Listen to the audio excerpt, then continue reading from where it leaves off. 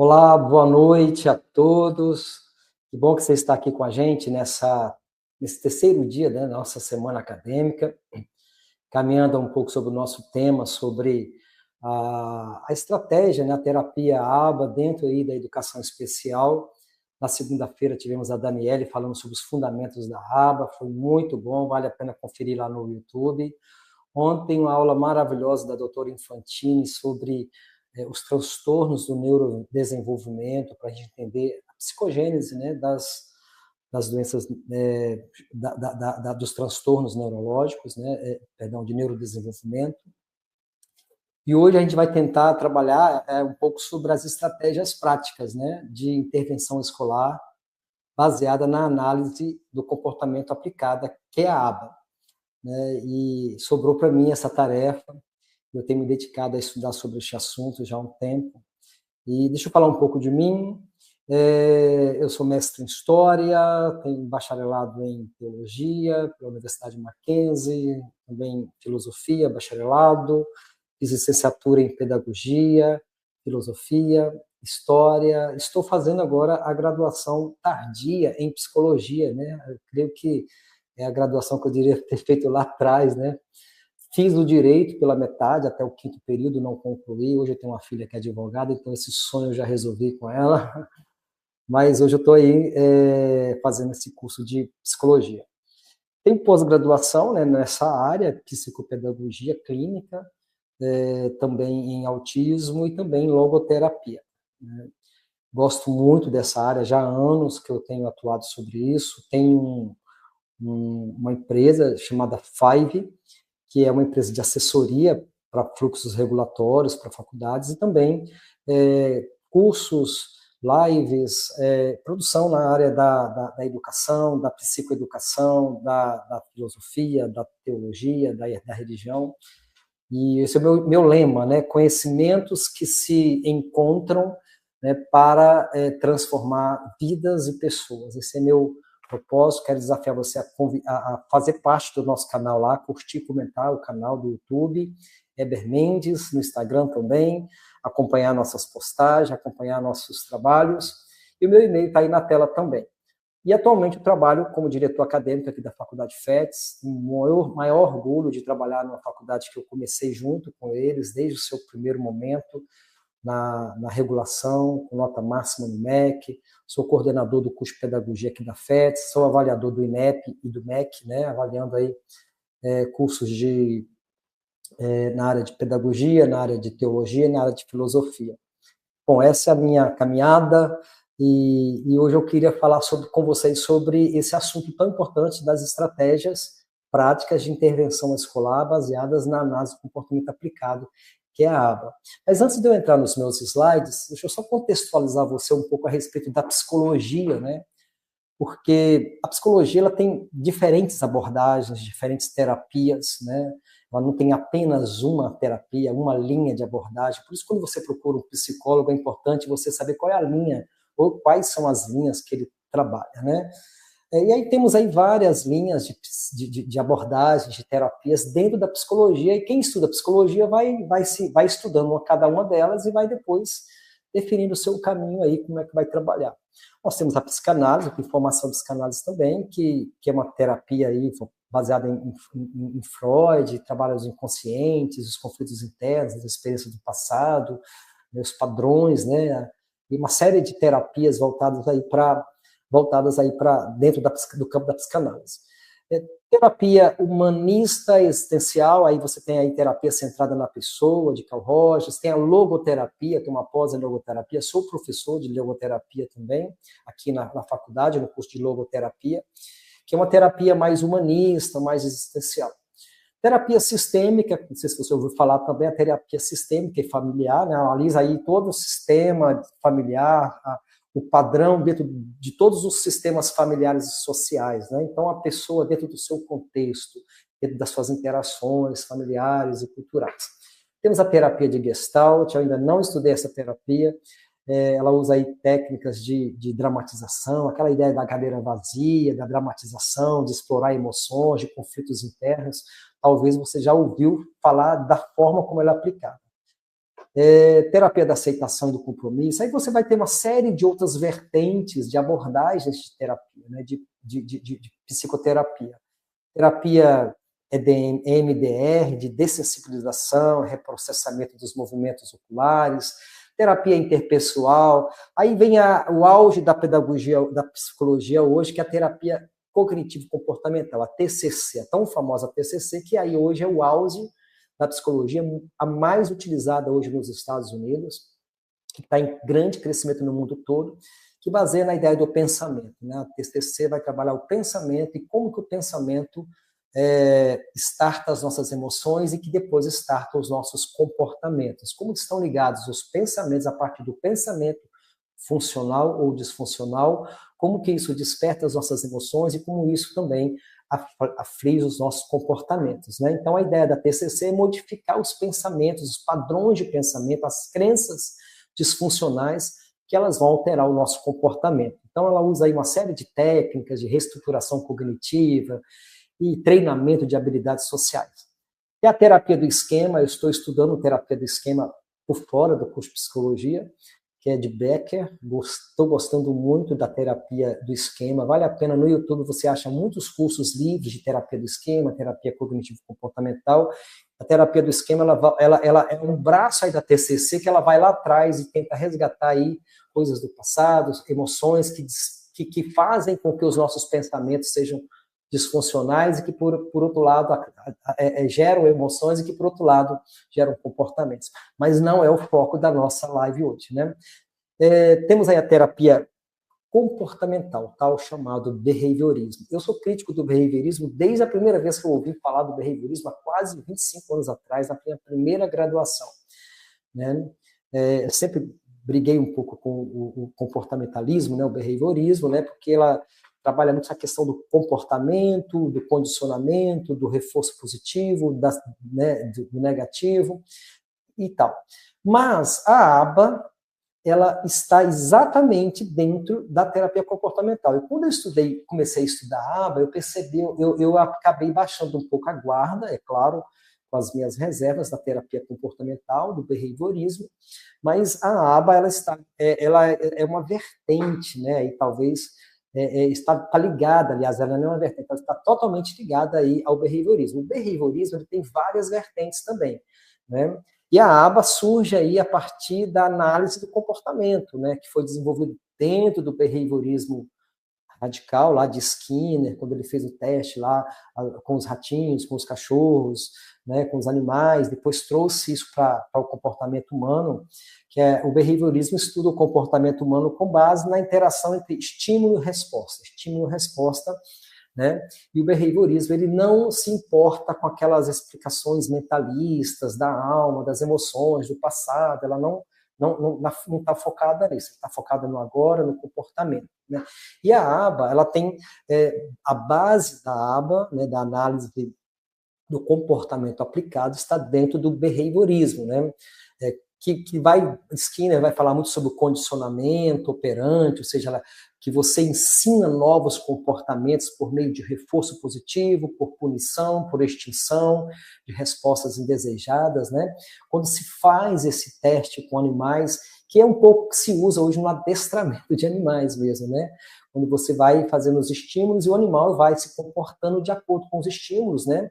Com a punição, com o reforço, seja positivo, seja negativo, e você vai moldando o comportamento do animal. Mas isso agora é trazido para o campo do comportamento humano, né? A questão do reforço positivo, reforço negativo. A professora, segunda-feira, falou bastante sobre isso, e hoje eu vou falar de forma mais prática, dentro da escola, e que se aplica também às questões familiares, né? E a aba, ela, né, dentro dessa perspectiva do behaviorismo, ela se propõe a modelar o comportamento a partir de um ensino estruturado, né? A aprendizagem passo a passo vai acontecendo baseado em repetições, em esforços, em estímulos, né? Positivos e até mesmo em punições, para que algumas respostas desejadas sejam extintas, né?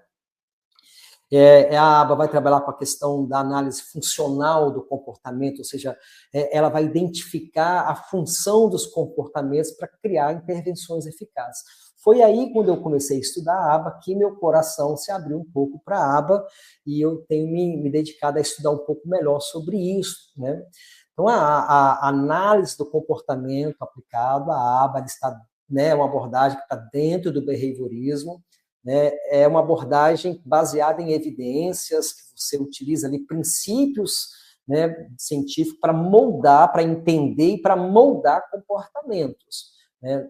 No ambiente escolar, a aba ela tem se mostrado aí extremamente eficaz na promoção de aprendizagem, na gestão de comportamentos desafiadores, no desenvolvimento de habilidades sociais e acadêmicas.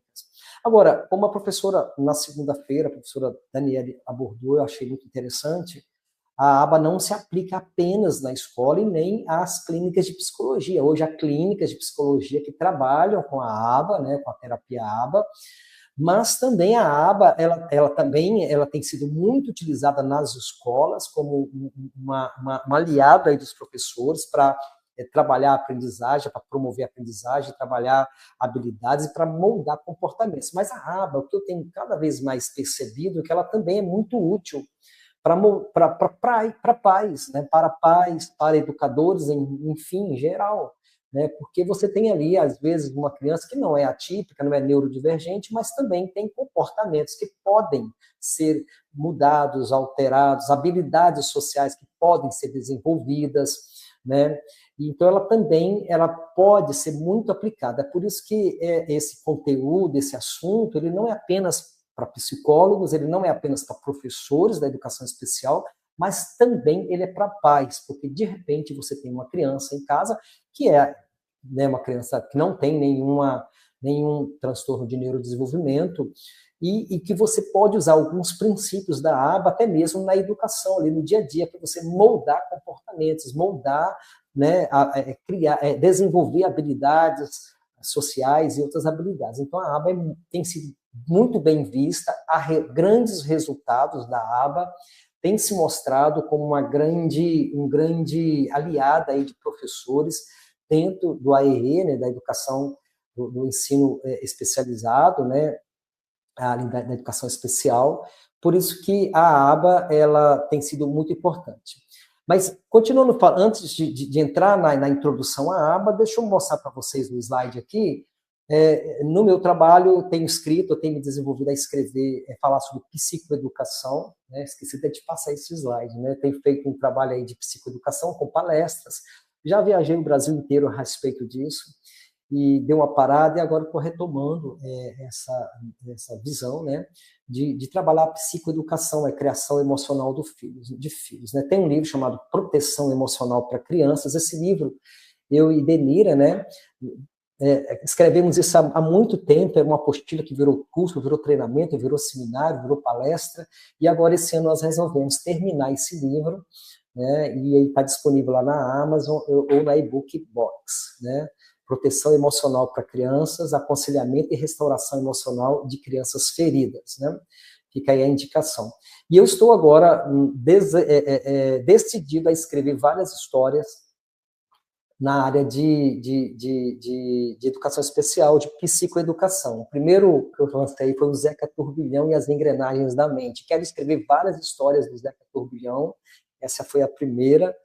E a história do Zeca Turbilhão tem a ver comigo, né? Um TDAH que demorou a procurar ajuda. Eu sempre penso assim, o quanto eu já perdi, o quanto de coisa errada, o quanto de impulsividade, de decisão errada eu já tomei por causa de algo que eu não podia dominar muito bem e não sabia muito bem sobre mim, que é o TDAH. É o transtorno do déficit de atenção e hiperatividade. Aí o Zeca Turbilhão, ele é a primeira história que eu criei, né, para entender um pouco e ajudar crianças, né, que têm, né, esse transtorno de neurodesenvolvimento. Isso não é uma doença mental, isso como a doutora Infantini explicou ontem, é uma formação diferente, né, aqui no Nódulo Central, onde o cérebro desenvolveu de forma diferente. Então, é um jeito de ser, não tem cura, mas tem terapia, tem ajuda, tem remédio que pode ajudar. Hoje eu estou sendo medicado pelo remédio Atenta, que é a primeira linha hoje nos Estados Unidos, está me ajudando muito, já tem 3 meses, como está me ajudando na questão de vencer a ansiedade de vencer a impulsividade, de dar mais foco, e está sendo muito bom, né? Aí, se você tem TDAH, procura lá um neurologista, um psicólogo, de preferência um neuropsicólogo, ou até mesmo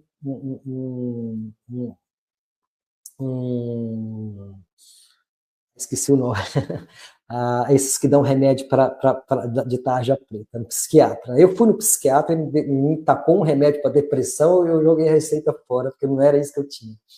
E agora estou caminhando bem nessa questão, mas existe a psicoeducação. Quanto que eu posso fazer a respeito disso, além de um remédio? Porque o remédio não resolve o problema, mas eu preciso de uma psicoeducação. Então, o Zeca Turbilhão nasceu disso, e vamos ter várias histórias do Zeca Turbilhão. Também o do Nico, o corvo que queria ser pombo, ele tinha muitos problemas com a sua autoimagem, a sua identidade, ele queria ser pombo, ele queria várias estratégias para poder virar pombo e não consegue, até que depois de uma boa conversa com os pais, ele consegue se aceitar, fala muito de aceitação, de pertencimento, né, de aceitar a si mesmo. Né? E também estou trabalhando a Tuti, a menina que enxergava sons. Né, enxergava sons, ela não só ouvia, mas ela enxergava, né? Trata aí da Tuti, essa história ainda está sendo criada, de uma menina com TEA, e como que ela vai lidando com isso no dia a dia. Eu espero, até o final do ano, ter pelo menos umas 20 histórias escritas, disponibilizar aí, né, na Amazon, disponibilizar em outras plataformas, para que a gente possa fazer esse conhecimento circular e ajudar muitas pessoas, muitas crianças e pais, né? Bom, antes de eu entrar também no assunto, nós estamos lançando 2 pós-graduações, uma sobre atendimento educacional especializado com ênfase em aba. Vocês vão ver que hoje o assunto que só esse assunto meu, eu precisaria de umas 9 horas para falar. Eu tenho assunto para falar com força aqui, mas eu vou ter que passar de avião, né? Mas então nós criamos o curso Premium, com aulas ao vivo, aulas online ao vivo, com professores ali, com material didático, com estágio e TCC opcionais, suporte, 10 meses, ele vai começar em maio. Então, no final desta live, você tem lá o link, né, um formulário, você pode preencher, além de ganhar o meu e-book, você vai ganhar o seu certificado, e depois nós vamos dar, se você quiser, 40% só para quem está participando da semana acadêmica de desconto nesse curso, né? É um curso com professores ali online, com professores formados, especializados na área de aba. E também a psicoeducação está sendo aí a pupila dos meus olhos, né? Que eu gosto muito desse assunto de psicoeducação nos transtornos do neurodesenvolvimento, né?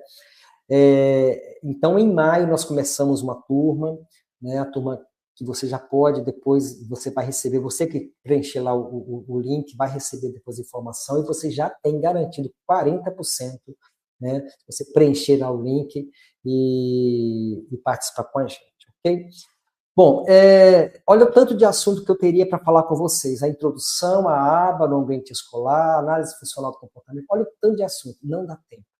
Né? Eu escrevi o e-book, eu vou disponibilizar o e-book para quem preencher lá o link, né? Eu vou tentar trabalhar esses 4 pontos que estão em rosa aí, vou tentar. Se der tempo, a gente entra nos outros, mas olha, eu confesso para vocês, né, a crise que eu tenho de falar de tanta coisa, de tantas ideias, de tantas coisas no dia a dia ali que vão ser importantes. Mas eu selecionei esses 4 pontos que eu vou tentar trabalhar hoje. Se der tempo, eu dou uma repassada rápida nos outros. Né? Mas mesmo esses 4 pontos, eu não vou poder me aprofundar, vou ter que ser rápido, porque a gente assunto, pano para manga, né? Pano para manga. Então vamos lá. E eu resolvi adotar uma metodologia aqui que é mapa mental. Eu vou fazer um mapa mental de cada um daqueles pontos. No final, o mapa mental vai estar todo completo, né? E aí você vai acompanhando comigo um mapa mental, tá? Então vamos falar primeiro da introdução à aba no ambiente escolar, os princípios fundamentais da aba. A análise do comportamento aplicado é uma abordagem baseada em evidências que utiliza princípios científicos para entender e modificar comportamentos. No ambiente escolar, a aba tem se mostrado extremamente eficaz na promoção da aprendizagem, na gestão de comportamentos desafiadores e no desenvolvimento de habilidades sociais e acadêmicas. Esse aqui é o resumo de todo o mapa mental que vou colocar para vocês aqui, a introdução no ambiente aba. Então, vamos falar dos princípios fundamentais da aba, né? A aba, ela vai buscar lá, como eu falei, né, no behaviorismo radical de Skinner, esses princípios e vai trazer para o contexto, né, daí da escola para ajudar pais e professores na moldagem de comportamentos, né? Então, a aba vai se basear em princípios, 4 princípios básicos, né, que é o reforçamento, ou seja, quanto mais você aumenta a frequência de um comportamento desejado por meio de estímulos, você vai ter consequências positivas. A modelagem, que é, a partir disso, você vai ensinar novos comportamentos por meio gradual, de forma gradual, em etapas, até que o comportamento completo seja adquirido, né? Por isso que muita gente critica a aba, o behaviorismo, por falar que isso é adestramento, mas não é, né? Ela vai pegar desse princípio lá do behaviorismo e vai trazer isso para dentro de um outro contexto, né? Outro princípio aí é a análise funcional, ou seja, a identificação das funções do comportamento para uma intervenção eficaz. Então, eu identifico o comportamento na sala de aula e agora eu vou fazer a intervenção de forma eficaz. E, por último, a generalização, ou seja, agora todo esse passo a passo, essa construção de habilidades de comportamento, eu vou estender para todos os contextos e situações, não apenas na sala de aula, mas essa criança, ela também vai refletir essa mudança, essas habilidades, essa construção de comportamentos em casa também, onde ela estiver. Esse é o principal objetivo, que não apenas seja para a sala de aula, mas que haja uma generalização, né, uma transferência dessas habilidades aprendidas para todos os contextos e para todas as situações, né? Então, a aplicação da aba no ambiente escolar, ela vai ser implementada em diversas áreas dentro do contexto educacional, ajudando aí alunos com ou sem, né, algum transtorno, né, de neurodesenvolvimento, a alcançar o seu potencial máximo. Esse é o seu objetivo, né? Então, por isso que ela vai buscar aí adaptar o ambiente, a professora segunda-feira falou muito sobre isso, a organização da sala, para reduzir os estímulos que distraem, né? Os estímulos que provocam estereotipias, os estímulos que provocam aflição na criança, que são distratores, né? Ou seja, que distraem, e promover o foco no aprendizado, né? Ela vai, só um pouquinho voltando ainda, dentro da adaptação, então a escola precisa aí usar suportes, cronogramas, rotinas, cartões, regras, sinalizações, para facilitar a compreensão dessas atividades. Então, a aplicação no ambiente escolar também tem a ver com a promoção de habilidades acadêmicas, né? Ou seja, à medida que eu faço um ensino estruturado com base nesses princípios, como por exemplo, treino de tentativas, que eu vou falar lá na frente, ou há várias outras estratégias, né, no qual o professor divide a aprendizagem em pequenas etapas e vai reforçando cada acerto até moldar o comportamento. Então, existe um uso de várias tarefas, um encadeamento de tarefas, técnicas que vão ensinar aí, né, até desde escrever uma palavra até resolver um problema matemático. Esse é o objetivo. Então, no ambiente escolar também, a AVA pretende desenvolver habilidades sociais, né? Ou seja, esse ensino explícito de interações sociais por meio de treinamento de habilidades sociais, né? Que é o chamado THS, né? Incentivando ali o contato visual, a troca de turnos, a comunicação funcional com aquela criança, o uso de histórias sociais, de jogos, de papéis para ajudar o aluno a entender normas sociais, a lidar com diferentes situações do cotidiano escolar e por aí vai. Gerenciamento dos comportamentos desafiadores, né? O que são comportamentos desafiadores, né? A aba vai ajudar o professor a identificar as causas de um comportamento por meio daquilo que nós chamamos de análise funcional. Eu vou falar da análise funcional. E aí ele vai buscar, então, implementar estratégias de reforço, de reforçamento. A palavra reforçamento é a palavra adequada, diferencial. Ou seja, oferecendo incentivo, estímulos para comportamentos adequados, enquanto, né, ignora respostas inadequadas, quando é inapropriada, e aí por aí vai. Então, a aba, ela procura, então, aí, vamos dar um exemplo prático. Por exemplo, um aluno com TDAH tem dificuldade em permanecer sentado durante a aula, né?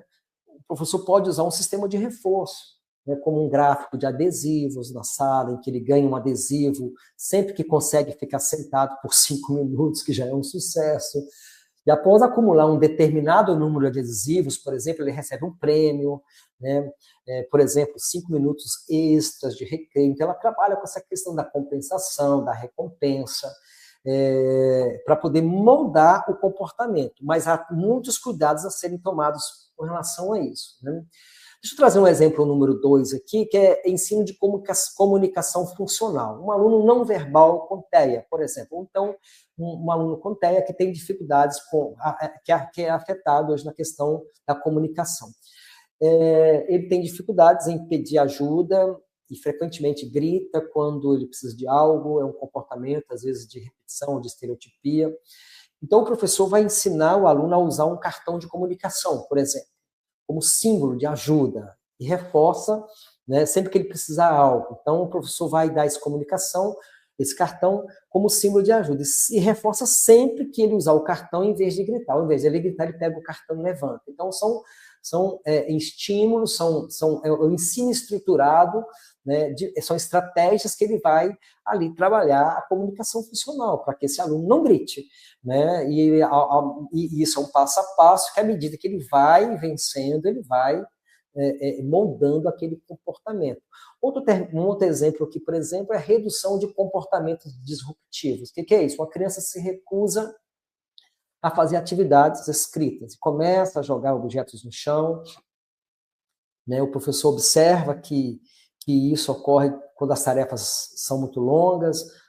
Como intervenção, o professor, por exemplo, ele pode dividir as atividades em partes menores e reforçar cada pequeno progresso, reduzindo a frustração. Então, é reforço, é estrutura do ensino, é adequação para que ele vá reduzindo esses comportamentos, né, disruptivos, né, que a criança, às vezes, principalmente crianças neurotípicas, podem apresentar. Então, nesse ponto, como está lá o resumo, né, a aplicação da aba no contexto escolar, no ambiente escolar, ela beneficia tanto os alunos quanto os professores, promovendo aí um ambiente mais estruturado, mais inclusivo, com uso adequado de estratégias comportamentais, potencializando o aprendizado, a socialização, tornando a escola aí mais acessível para todos. Então, esse é o primeiro mapa mental, mostrando a introdução à aba dentro do ambiente escolar. Todos os nossos todos os mapas mentais estão no e-book que você vai receber, então não precisa ficar preocupado em anotar não, que você vai receber e depois você vai ter esses mapas mentais dentro do e-book, né? Então, nós vamos falar, então, de alguns pilares da aba dentro do contexto escolar, né? A análise funcional do comportamento, isso é um princípio básico da aba, né? A análise funcional do comportamento, o que chamam de AFC, é um processo essencial dentro da aba, né? Pois permite aí que você, o professor, compreenda o porquê de determinados comportamentos ocorrerem. Por que está acontecendo isso? Por que tal criança se comporta assim? Então, o objetivo da análise funcional é identificar, né, as variáveis que influenciam e mantêm um comportamento. E ali, criando estratégias para facilitar a criação de estratégias, criando estratégias eficazes para modificar esse comportamento. Então, ele só consegue modificar se ele entender. Então, ele precisa fazer análise funcional do comportamento. E essa análise, ela tem alguns princípios, né? Vamos falar, então, a tríade do comportamento, né, desses princípios da análise funcional. Primeiro, a tríade do comportamento operante. Não fiquem preocupados com essas nomenclaturas, porque isso são nomenclaturas que depois, com o tempo, você vai entendendo na prática, né? Mas não fica preocupado em decorar, né?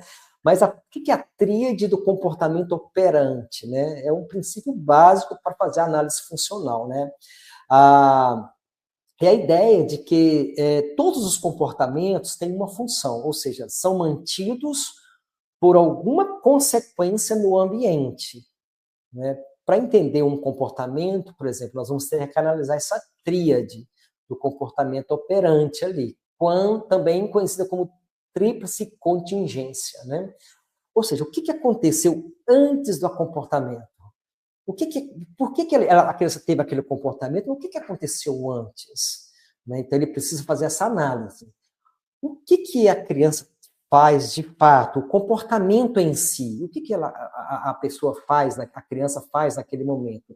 E qual é a consequência depois do comportamento? Então, essa análise, ela precisa ver, compreendendo essa relação, ou seja, o que veio antes, o que a criança faz de fato, e o que acontece depois do comportamento, é fundamental, né, compreender essa relação, porque aí é possível você desenvolver as intervenções, para que você previna comportamentos indesejados e promovam respostas mais adequadas. Então, a análise funcional, ela trabalha, vamos falar muito sobre essa tríade.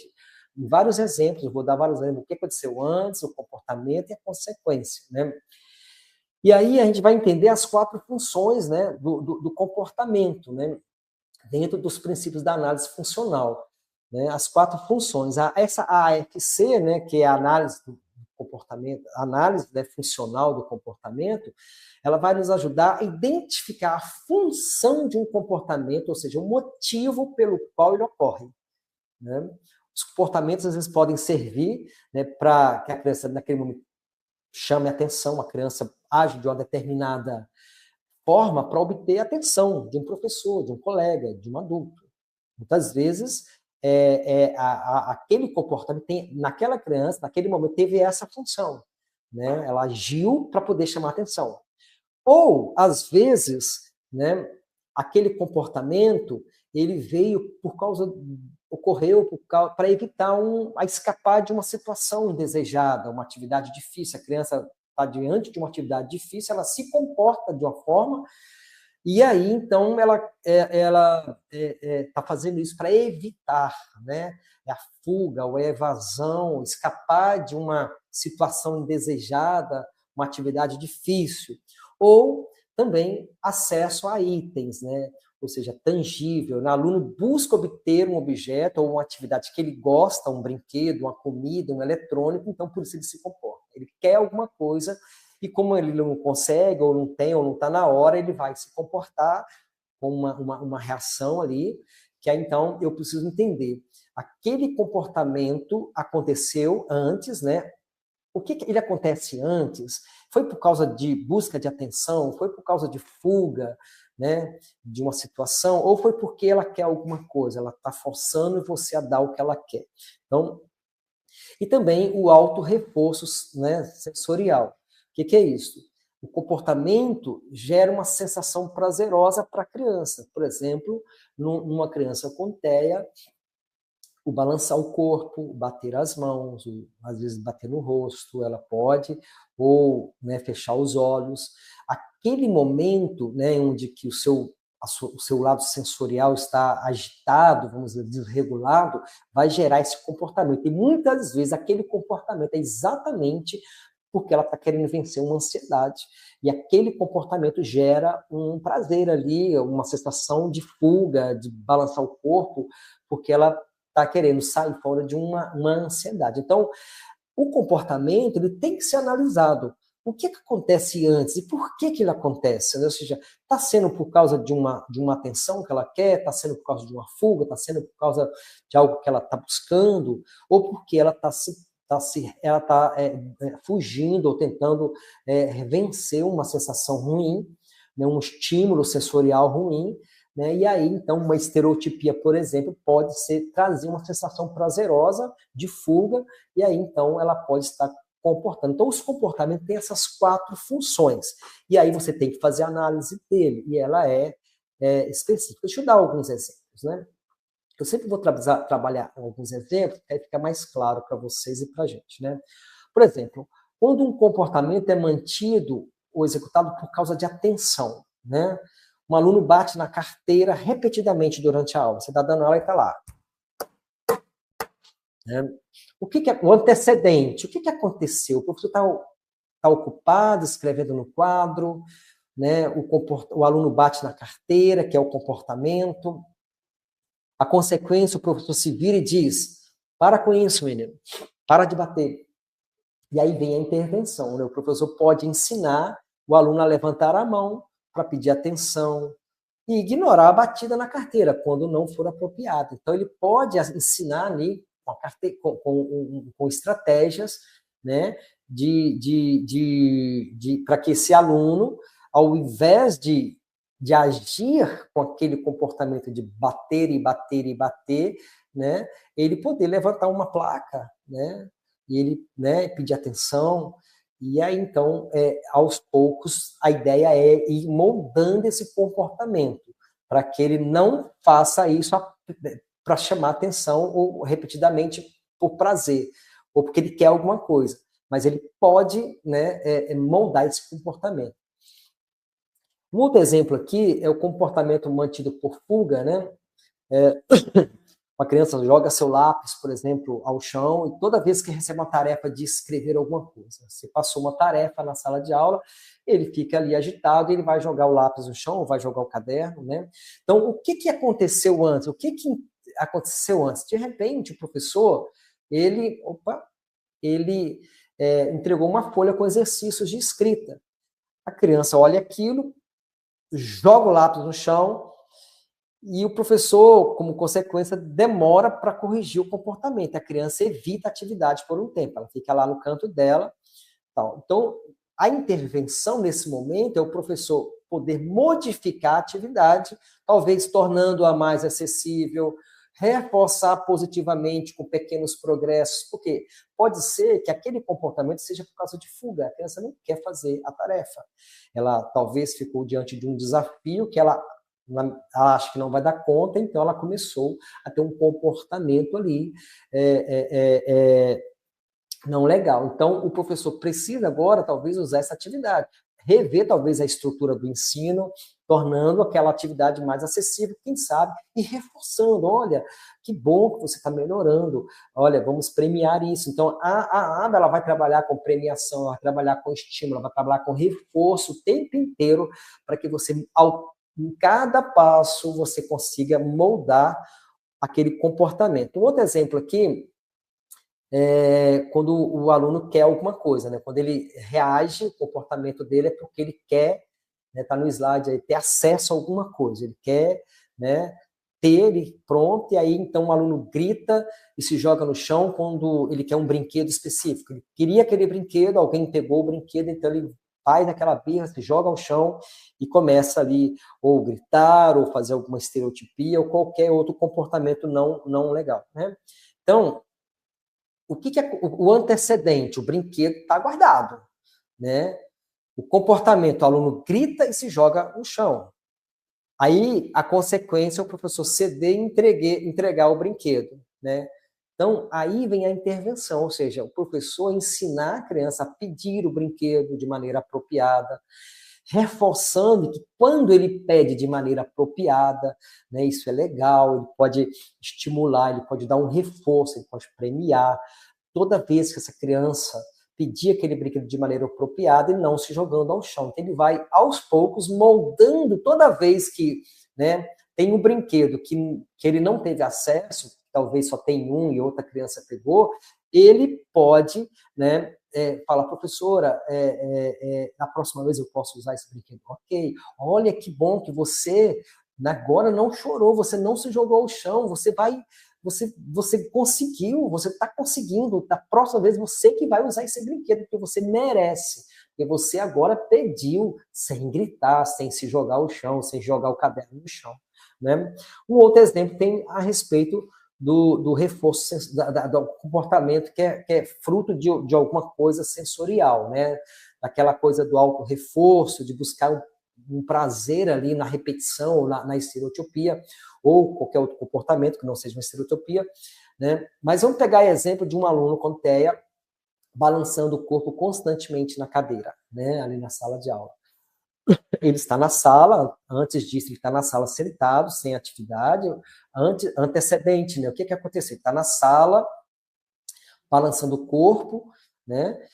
Sem atividade envolvente. De repente, vem um comportamento, ele balança o corpo para frente e para trás, né? E aí, quando ele balança o corpo, ele vai tentar se acalmar, porque isso de alguma forma vai trazer um certo prazer, uma certa diminuição da ansiedade dele, e aí vem a intervenção. Porque se o comportamento não causou prejuízo, pode ser mantido. Mas se começar a atrapalhar o aprendizado dele, ou até mesmo da sala, é possível oferecer alternativas, por exemplo, uma bola sensorial, um assento com textura para que ele possa pegar alguma coisa que ele possa, naquele momento, né, colocar toda a ansiedade dele numa bolinha ou um assento com textura diferente, ou alguma coisa, alguma estratégia que ele pode criar ali para que a criança não perca, talvez, a aprendizagem, não se desvie da aprendizagem e consiga aí superar aí aquele estresse sensorial, porque normalmente as pessoas, crianças com TEA, têm uma hipersensibilidade, o sensorial deles é muito desenvolvido, então por isso que eles têm extremamente dificuldade com som alto, com muita gente, com pessoas, com muitas cores, com muita coisa. Né? Isso pode trazer um certo sofrimento, uma ansiedade, e aí ele começa então a fazer as suas estereotipias. Né? Mas eu trouxe aqui o caso de uma criança com TEA, mas isso se aplica talvez a outros comportamentos. O TDAH, por exemplo, né? Eu mesmo, as pessoas comentam, quando eu estou em reunião, eu não paro de mexer a perna, não paro de mexer a mão, não paro de mexer o corpo, eu levanto. Então, às vezes, eu pego alguma coisa na mesa, quando eu estou em reunião, eu transfiro a minha ansiedade para aquela coisa, né? Talvez com óculos, com a caneta, com papel. Isso deixa algumas pessoas aqui na faculdade irritadas, né, comigo, porque parece que eu não estou prestando atenção, mas não é que eu não esteja, eu estou prestando atenção. Mas eu estou transferindo toda a minha energia de um TDAH para um objeto. Então, essa é uma estratégia que eu tenho, às vezes, quando estou muito agitado, em reuniões ou em grupo, eu percebo que eu estou passando do limite ali. Então, essa coisa de você fazer análise funcional do comportamento, o antes, o comportamento, a consequência e a intervenção. Né? Então, vamos ver como é que eu faço essa análise do pensamento funcional. Então, quais são os passos para realizar a análise funcional? Né? Primeiro, observar e registrar. A aba, ela trabalha com registro. Se um professor que está aplicando a aba não faz registro, não é a aba. Ele pode estar fazendo aplicando algum princípio e tal, mas o ABA como eu falei lá no início, ela é uma terapia baseada em evidência. Eu preciso evidenciar isso, observar, registrar, né? Isso é individualmente, né? Todos os episódios daquele comportamento, anotando os antecedentes, as respostas, as consequências, né? Identificar os padrões, as hipóteses, né? Das funções desse comportamento, testar intervenções, porque às vezes você vai testar uma intervenção, não vai dar certo, você vai ter que ajustar, né? Esqueci de passar o slide, né? Identificar padrões, testar, né? Conforme for necessário, mudar, ajustando aí as intervenções até que você consiga, né, ajudar essa criança a superar aquela resposta, muitas vezes, ruim que o comportamento traz, né? Ou seja, então a análise funcional do comportamento, ela é uma ferramenta essencial para compreender os motivos por trás de cada ação dos alunos. O porquê que ele age assim, né? E quando ela é utilizada corretamente, né, ela permite que os professores, os profissionais da educação desenvolvam intervenções personalizadas, eficazes, melhorando a aprendizagem, melhorando a convivência escolar. Então, o passo é esse, observar, registrar, identificar os padrões, as hipóteses, né, né, os antecedentes, o comportamento, as consequências, e aí depois testar intervenções. Só que você tem que registrar. Porque à medida que você vai registrando, é que você vai, né, de forma científica, vamos dizer assim, né, de forma correta, definindo as estratégias, estruturando o seu ensino, criando estratégias de ensino, que é exatamente o nosso segundo ponto, as estratégias de ensino estruturado, né? Então, eu vou monitorando e vou ajustando, né? Às vezes eu vou falando e esqueço de passar o slide, tá? Vocês me perdoem aí, porque faz parte, né? Então, isso aí, você precisa registrar, monitorar e ajustando. Então, o professor que trabalha com a aba, ele tem que entender que é uma análise que tem que ser, de fato, registrada. Se não há registro, não é aba. São estratégias que podem funcionar, podem ser boas, mas a aba ela exige o registro para que você faça o acompanhamento das melhorias, da moldagem. Lembra que eu falei da moldagem do comportamento? Para que cada vez mais o comportamento seja moldado para o melhor, para que as reações sejam diferentes, que a criança seja ajudada e não perca seu principal objetivo na escola, que é a aprendizagem. Né? Então, vamos falar então dessas estratégias de ensino estruturado, né, que é o nosso segundo ponto aí. Né? O que é o ensino estruturado? Né? É uma abordagem, né, baseada nos princípios da análise do comportamento da aba, né, que organiza o ambiente da aprendizagem para maximizar o ensino e a autonomia do aluno, para potencializar o ensino e a autonomia. Então, todo o ambiente também tem que ser estruturado e as estratégias precisam ser pensadas e estruturadas. Então, ela é especialmente eficaz aí para alunos com TEA, né, para alunos com TDAH ou alunos com outras necessidades educacionais, mas também pode ser aplicada aí a qualquer estudante que se beneficie de uma estrutura clara e previsível, né? No meu e-book eu falo sobre rotinas e, se der tempo, eu vou falar de rotinas ainda, né? Então, quais são os princípios do ensino estruturado? Né?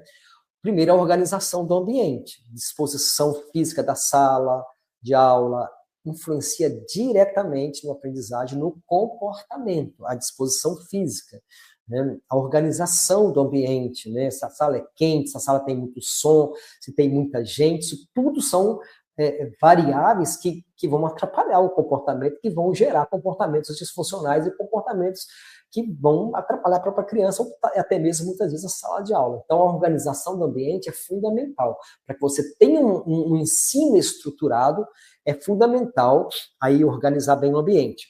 Rotinas claras, no meu e-book eu trabalho um item só sobre rotina, né? Porque a rotina, ela é ser clara porque ela traz previsibilidade. E a previsibilidade ajuda a reduzir a ansiedade, ajuda a reduzir o estresse da criança, vai melhorar a sua concentração, né? Eu sempre digo o seguinte, crianças com TEA, elas são, por natureza, focadas em rotina. Elas são rotina, vou usar uma expressão esquisita. Elas são rotina. A rotina faz parte dela, elas gostam da rotina, não é que elas precisam da rotina, elas gostam, elas se sentem bem na rotina. Toda vez que ela sai da rotina, ela vai desregular.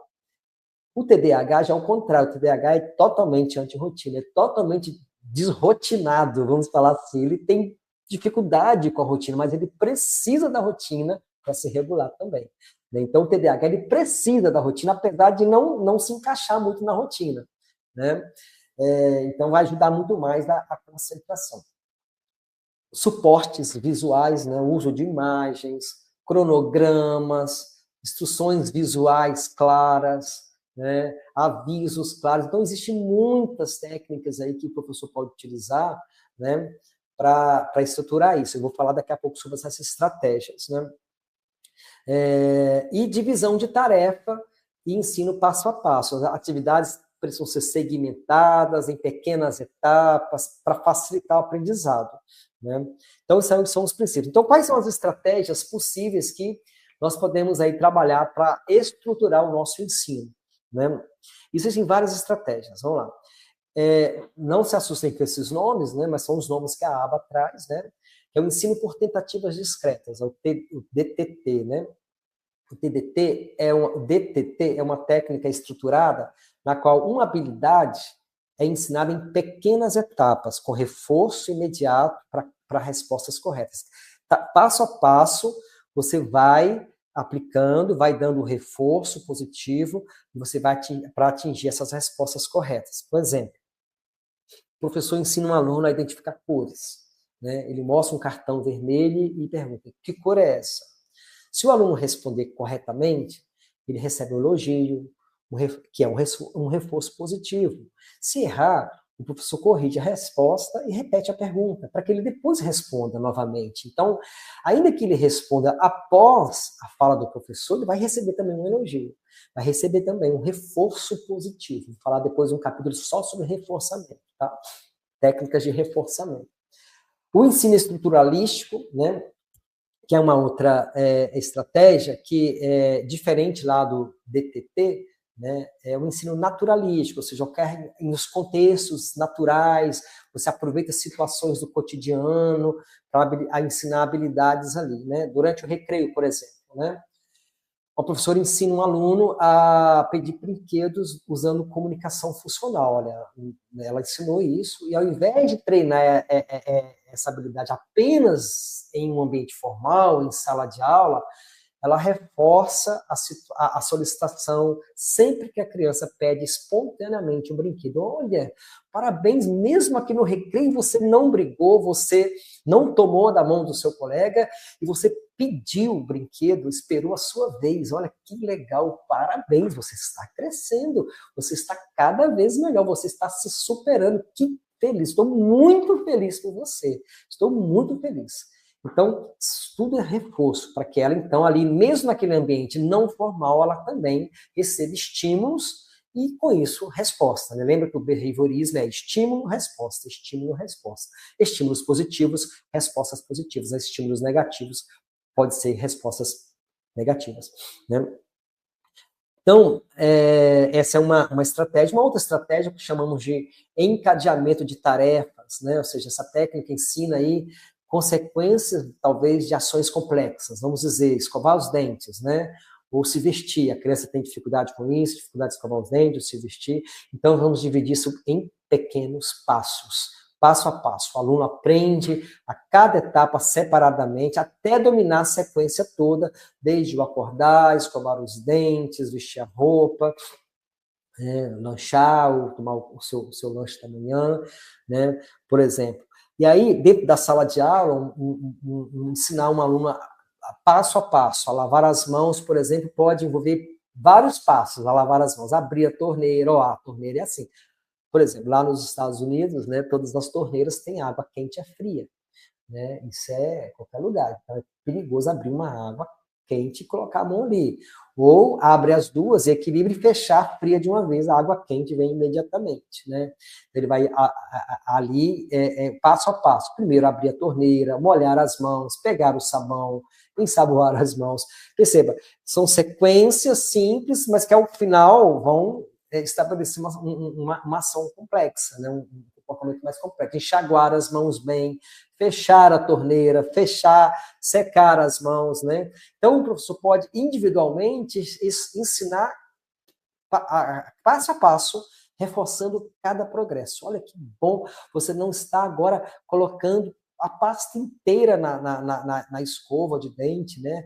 Ou você não está colocando só um pouquinho, olha, você está ensaboando a mão de verdade, enxaguando a mão, né? Parabéns, sua mão está ficando cada vez mais limpinha, parabéns, não vai trazer nenhum bichinho, olha que legal, você vai reforçando esse comportamento, né? O uso de suportes visuais, né? Por exemplo, suportes visuais ajudam alunos com dificuldades na comunicação e na compreensão verbal. Né?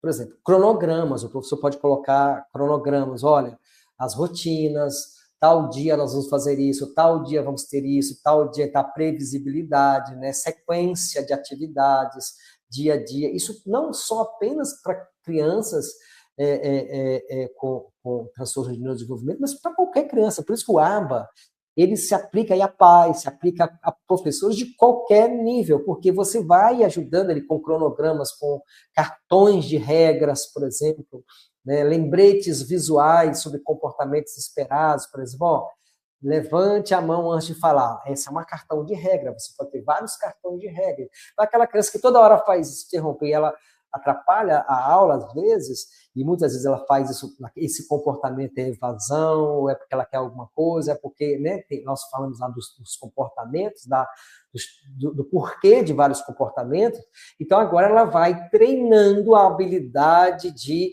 levantar a mão antes de falar, é um cartão de regras, né? Por exemplo, histórias sociais, né?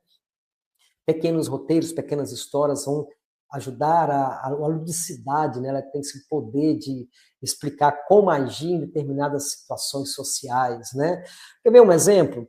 Né? Ajudar uma criança a seguir a rotina, né, matinal na escola, né? Um professor pode criar um cronograma visual, com imagens representando cada etapa, né, a chegada, guardar a mochila, fazer a atividade, o lanche, o recreio, esse cronograma. Então, ela não vai ficar ansiosa, porque ela sabe que cada coisa no seu tempo. Então, você tem lá visualmente aquilo lá colocado. E isso tem, gente, na internet tem 1001 maneiras de você fazer isso. Sugestões em EVA, em PAN, em Feltro. Aliás, tem modelos variáveis que você pode trabalhar. E cada um pode também ter ali a sua rotina. Então, você pode trabalhar isso aí com seu filho em casa, né? O uso de suportes visuais, porque você melhora a comunicação. A ludicidade, ela comunica mais, né? As crianças veem aquilo ali, então elas sabem a hora de esperar, né? Então, cronogramas, cartões, histórias sociais e outros suportes visuais. Mais à frente eu falo um pouco melhor sobre isso. E o reforçamento diferencial, que nós chamamos de reforçar comportamentos adequados enquanto você reduz a frequência de respostas inadequadas. Por exemplo, se um aluno grita para chamar atenção, porque, né, no comportamento dele, a gênese dele é chamar atenção, é porque ele quer alguma coisa, porque ele, né, qualquer outra coisa, o professor só responde quando ele fala com um tom de voz adequado. E quando ele falar quando ele diminuir a voz, você reforça. Olha, você conseguiu. Às vezes a criança nem reduziu tanto, mas ela reduziu um pouco. Né? Aí você então reforça. Olha, parabéns, você está conseguindo, você já reduziu bastante o tom da sua voz. Olha, que parabéns. Né? E daqui a pouco você vai melhorar mais ainda, porque você consegue. Acredite no seu potencial. Que bom, parabéns. Né? Então, o professor vai, aos poucos, etapa por etapa, momento a momento, reforçando, né, de forma ali diferencial, cada comportamento adequado, ainda que seja um passinho pequeno, ainda que seja uma resposta pequena, mas ele vai construindo, modelando, é o que a Aba fala, né? Vai modelando o comportamento. Né? E quando essa criança consegue fazer a generalização, que eu falei lá no início, ela leva isso para dentro de casa, ela leva isso para o relacionamento com os amigos, ela leva isso para todos os lugares, que esse é o grande alvo, né, da modelagem de comportamentos. Né? Então, só resumindo esse tópico aqui, né, o ensino estruturado melhora a aprendizagem ao criar um ambiente previsível, né, organizado, adaptado às necessidades do aluno. Né? Ao aplicar, então, essas estratégias, como o TTT, o ensino naturalístico, encadeamento de tarefas, visuais, os professores conseguem promover mais autonomia, engajamento e progresso acadêmico e social. Né? E eu vou agora fazer um mexão, vou beber uma água, né? E vou fazer um plim-plim, ok? Para a gente continuar a nossa jornada hoje, tá?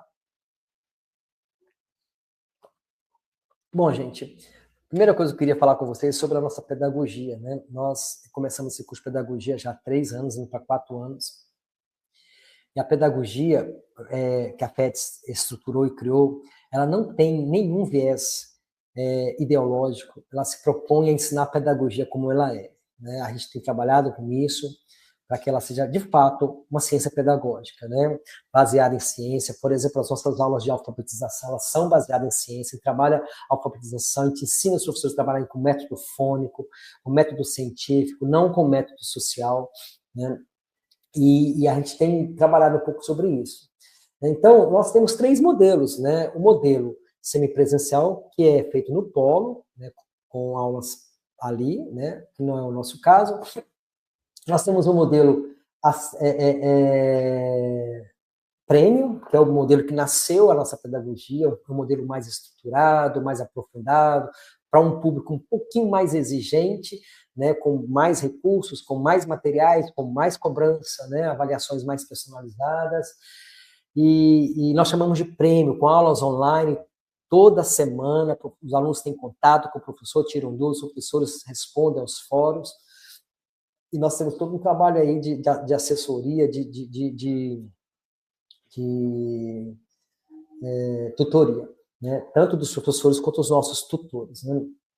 O modelo, inclusive, ele nasceu quando nós começamos a ver a dificuldade dos alunos no Amazonas, e aqui também do Espírito Santo, em tribos de índio, e comunidades ribeirinhas, né? Alunos não conseguiam, metodologicamente, acessar o material, eles tinham dificuldades com o AVA, dificuldades com a tecnologia.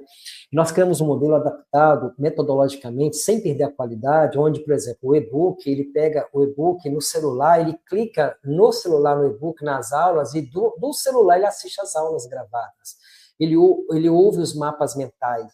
Então, ele tem um menor número de avaliações, a gente pega mais leve na questão das avaliações, e é um modelo inclusivo, e adaptado a todas as pessoas, né? E também o modelo semipresencial, que no caso aqui não é o que eu quero falar, porque ele é mais no polo, com o tutor presencialmente lá. E outra coisa que eu queria falar é sobre as nossas pós-graduações em educação especial. Hoje, a FETES hoje ela tem 17 cursos na área de educação especial. E nós estamos com a promoção agora, que começou em janeiro, está para acabar. Estou igual a Casas Bahia, vai acabar, né? Com 70% de desconto nos cursos de educação especial. Desde atendimento de educação especializado, Libras, dificuldade de aprendizagem, educação especial com ênfase em deficiência auditiva e surdez, com deficiência intelectual, com TGD, educação especial para transtorno geral do desenvolvimento, especial inclusiva, digital, educação especial inclusiva digital, para educação física, educação especial nos anos iniciais, educação especial inclusiva, uma coisa mais teórica, né? Educação física adaptada, Libras, psicomotricidade na educação especial, proficiência em Libras, um curso mais demorado. E agora os 2 novos nossos são o transtorno específico de aprendizagem, com prejuízo na leitura, que é o antigo dislexia que saiu do CID, né? Do novo CID agora não contempla mais a palavra dislexia nem descalculia, isso, e caiu em desuso. Por quê? Tal de chamar o aluno de dislexo, fulano é dislexo, né? Acaba rotulando. Então, o próprio DSM e o CID mudaram a nomenclatura, não chama mais isso, chama transtorno específico de aprendizagem com prejuízo na leitura e transtorno específico de aprendizagem com prejuízo na matemática. Houve mudanças também na questão do TEA, o professor Infantini disse ontem, não é mais nível de suporte 1, nível de suporte 2, nível de suporte 3, acabou também, né? Então, deixou um pouco mais claro aí para ser trabalhado. Então, esses são os nossos cursos na área de educação especial, e aí com 70% de desconto, faculdade nota máxima te esperando, tá? Vamos continuar? Viu como que eu tenho muita coisa para falar em pouco tempo, né? Mas eu estou conseguindo, pelo menos, trabalhar aquilo que eu planejei falar, né? Vamos falar sobre reforçamento, né? Que desde segunda-feira a professora vem falando sobre reforçamento. Hoje eu já falei sobre isso, né? Que o gerenciamento é o uso de sistemas de reforçamento, né? Como que a gente vai utilizar esses sistemas de reforçamento? Essas estratégias fundamentais dentro da AVA, né? Dentro do ambiente escolar e também familiar, vamos dizer aí, né? É um processo que vai aumentar cada vez mais a probabilidade de um comportamento indesejado se tornar um comportamento desejado. E esse comportamento desejado ocorrer novamente e ser depois generalizado, né? Então, ele tem sido amplamente utilizado aí para incentivar mesmo comportamentos positivos, substituir comportamentos inadequados. Então, nesse momento, a gente vai falar um pouco sobre esse uso de sistemas de reforçamento, né? O que é reforçamento, né? A pergunta é esta. O reforçamento ocorre quando um estímulo, né, uma recompensa, uma consequência positiva, torna um comportamento mais frequente. Então, eu estimulo a criança com uma recompensa ou uma consequência positiva daquele comportamento, e isso vai moldando o comportamento, ele vai se tornar mais frequente, né? Então, nós temos aí o reforçamento positivo, que eu faço uma adição de um estímulo agradável após um comportamento desejado. A criança fez um comportamento que eu queria, então eu vou lá, estimulo com um reforçamento positivo. Por exemplo, um elogio após ele concluir uma atividade corretamente. Ou o reforçamento negativo, né, que é a remoção de um estímulo aversivo, né, após um comportamento desejado. Né? Por exemplo, o professor reduz a quantidade de exercício. Olha, hoje nós vamos fazer menos exercícios, porque vocês estão se esforçando, vocês estão cada vez melhorando. Então, hoje vai ter menos atividade, vamos aumentar até um pouquinho do período do recreio. Então, quando você fala isso, você fez os dois. Você reforçou positivamente, aumentando o período do recreio, e você também fez um reforçamento negativo, ou seja, né, quando você removeu um estímulo aversivo, que para poder promover um comportamento mais desejado, né? E quando você reduz, por exemplo, o negativo aqui, gente, está no sentido de reduzir, tá? Não tentam aí negativo como uma punição, não. O reforço negativo é quando você tira alguma coisa que talvez vai ser um alívio para o aluno, que bom. Então ele está se esforçando. Então, na próxima vez, ele vai se esforçar mais, né?